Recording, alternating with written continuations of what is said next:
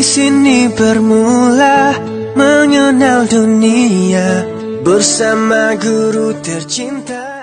Segala puji bagimu atas segala rahmat dan nikmat yang Engkau telah kurniakan kepada kami. Ya Allah, kami mohon kepadamu agar majlis pemimpin pengawas pada hari ini berjalan dengan lancar.